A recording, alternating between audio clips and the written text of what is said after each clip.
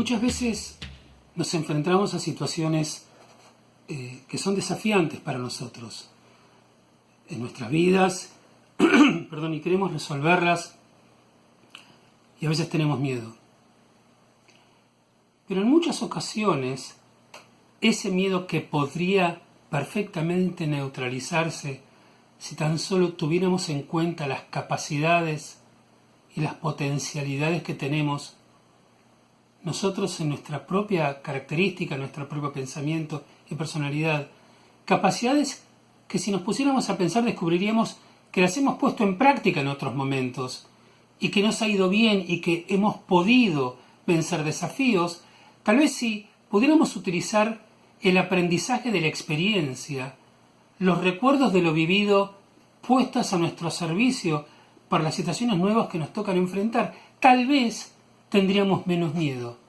Tal vez nos enfrentaríamos con una cuota mayor de tranquilidad y al lograrlo y al hacerlo, es posible que hasta nos iría mucho mejor, con menos dolor y con menos esfuerzo.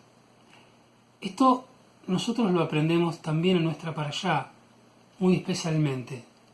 Había un gran sueño del pueblo de Israel, el sueño de poder entrar y conseguir la tierra prometida.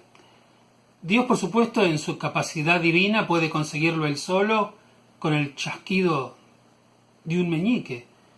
Pero Dios quería que los hijos de Israel también participaran en esa conquista, que Dios los iba a ayudar, como lo hizo siempre, pero que ellos participen. Bueno, cuenta el texto, como ya es conocida esta historia, que se envían 12 representantes, uno por cada tribu, para explorar la tierra, ¿no? Ellos van a la tierra de Israel, estos espías, que pasan una cantidad de tiempo en esos lugares y vuelven a dar su informe a los líderes del pueblo, en este caso a Moshe y a Aarón.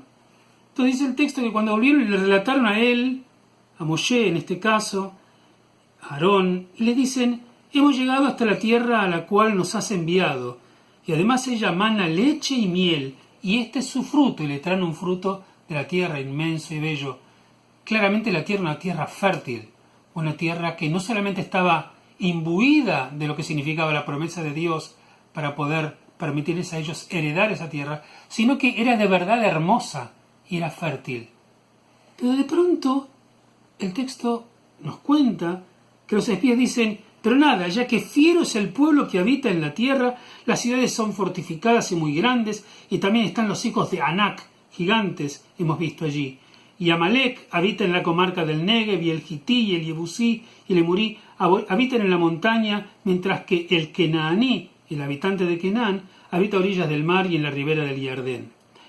Ellos todavía no habían sacado de la boca la idea de que en realidad no querían ir porque tienen mucho miedo de embarcarse en una conquista, pero ya dos representantes que habían ido, en este caso Caleb, y más tarde Yoshua bin Nun, Caleb ben Yefuné, acalló Caleb al pueblo, dice el texto, hacia Moshe dijo: ascender habremos de ascender y la vamos a poseer, pues poder vamos a poder con esta tierra. Y ahí sí, entonces el resto de los espías, cuando ya sacaron el tema de si iban a poder conquistarlo, dicen: pero, dicen los hombres, no podremos subir contra el pueblo ya que es más fuerte que nosotros. El texto cuenta que comenzaron a hablar mal de la tierra y que no iban a poder, y finalmente termina con una reflexión y el texto dice: alzó voz toda la congregación, y elevaron su voz en llanto, y lloró el pueblo aquella noche, y dijeron: Moshe, ¿para qué nos trajiste desde Egipto hasta aquí? ¿Y para qué Adonai nos va a traer a nosotros a esta tierra? ¿Para caer ante la espada? Nuestras mujeres y nuestros infantes van a ser botín. Ciertamente es mejor que nosotros vayamos a regresar a Egipto. Fíjense qué interesante, de una situación original donde Dios los va a ayudar a conseguir la tan mentada tierra prometida, la tierra de Canaán, por la cual salieron de Egipto, simplemente para que ellos participen, si se quiere, una actitud didáctica, una actitud participativa por parte del pueblo, para que ellos sientan que ellos mismos también están conquistando. Se llega a un punto de que tenemos que volver a Egipto, no lo vamos a poder hacer. Es en este caso donde yo, si pudiera hablarle al pueblo, le diría: pero dígame una cosa, ¿cómo salieron de Egipto? ¿Ustedes salieron y enfrentaron a los egipcios?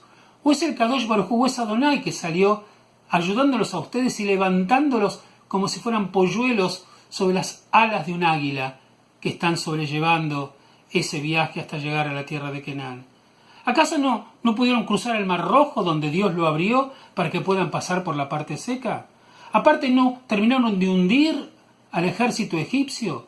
¿Acaso Dios no mandó 10 plagas, desde las ranas y el granizo y las langostas hasta la muerte de los primogénitos? ¿No vieron que sí se puede? ¿No vieron que con el apoyo de Dios lo van a poder lograr?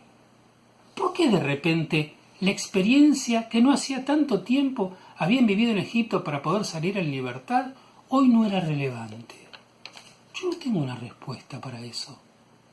Pero lo que me pongo a pensar es que ¿cuántas veces cosas hermosas que nos han pasado porque hemos podido conquistar obstáculos, vencer dificultades y conseguir glorias frente a aquello que nosotros deseamos profundamente, de pronto como que desaparece de nuestras vidas? Y a veces se nos instala el miedo, cuando cosas parecidas ya las pudimos conseguir. Pero es como si no las quisiéramos tener en cuenta. Y lo inmediato, que es el temor a no poder, ocupa el espacio de lo que sabíamos de antes cuando sí pudimos. Y eso entonces no se conecta con nuestro corazón para volverlo más valeroso y que pueda animarse a enfrentar el nuevo problema. Los hijos de Israel en aquel momento no fueron capaces de utilizar lo que ya sabían y lo que ya habían vivido con Dios en la salida de Egipto para tener la confianza de conquistar su tierra prometida. Muchos conocemos el final de la historia. Ellos dijeron, no vamos a poder, no la vamos a conquistar y tenemos que volver a Egipto. Finalmente, no la salieron a conquistar, se quedaron 40 años en el desierto hasta que una nueva generación hubiera podido venir y entonces encarar nuevamente la conquista, la cual llevaron adelante exitosamente una generación más tarde. Qué pena, ¿no? Qué pena de que algo tan querido, tan soñado, tan deseado, no se pueda conseguir por un miedo no fundado. Todos tenemos derecho a tener miedo, pero tenemos la obligación de tratar, si deseamos mucho algo, de poder administrarlo, sobre todo cuando a nuestra disposición están los argumentos pertinentes y necesarios para poder estar más tranquilos. Salgamos a nuestra vida y encaremos la lucha y la conquista de aquello que nosotros de verdad deseamos, nuestros hijos, nuestras familias y quienes nos acompañan. Pero ayudemos cuando el miedo nos carcome y tratemos de tomar confianza en aquello que en su momento supimos hacer y que nos dio gloria y tranquilidad, logros conseguidos en determinado momento de nuestras vidas.